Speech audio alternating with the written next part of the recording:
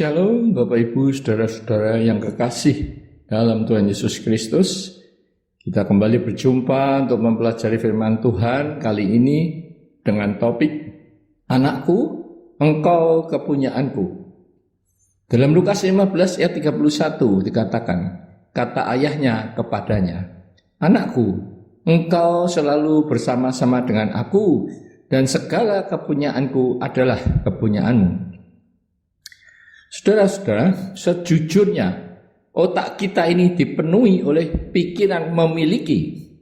Kita menyangka bahwa ketenangan hidup ini ditentukan oleh perasaan memiliki.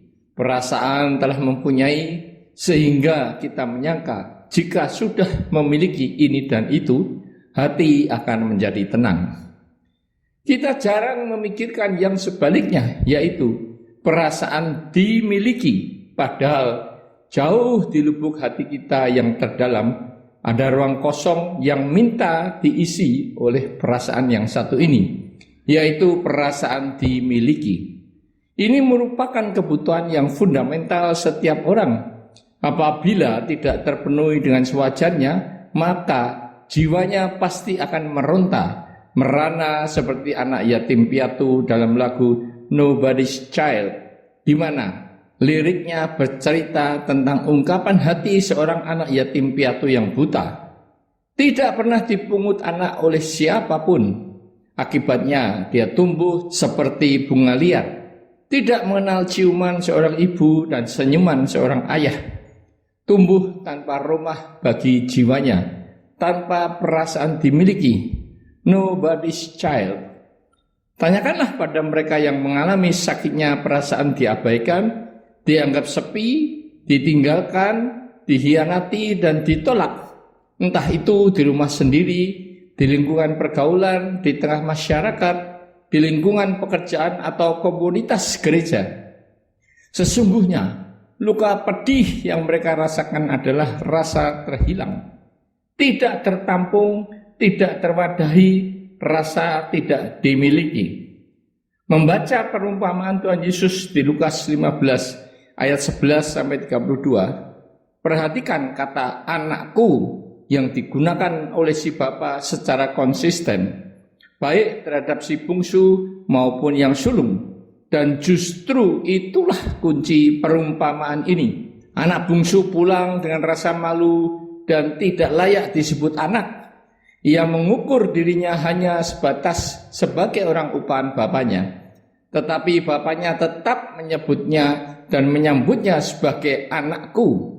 Sedangkan anak sulung sekalipun tinggal serumah dengan bapaknya, merasa dirinya tidak leluasa menikmati serta menggunakan harta bapaknya, sehingga dia iri pada adiknya.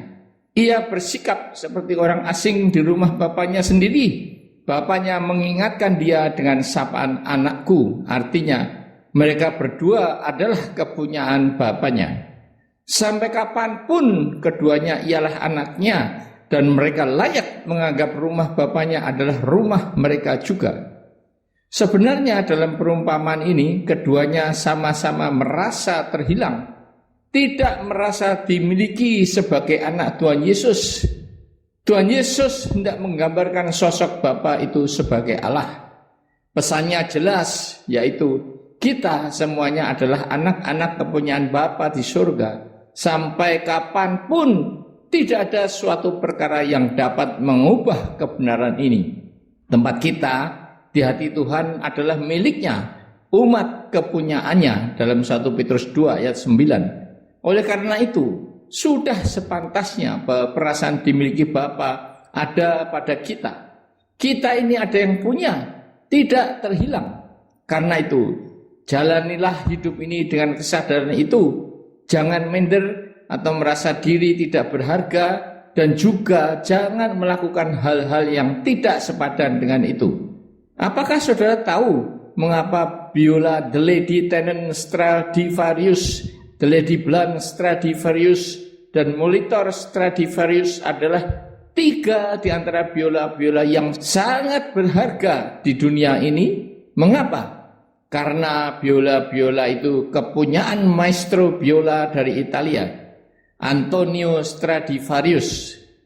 Saudara dan saya berharga dan patut untuk melakukan perkara-perkara luhur dan berharga.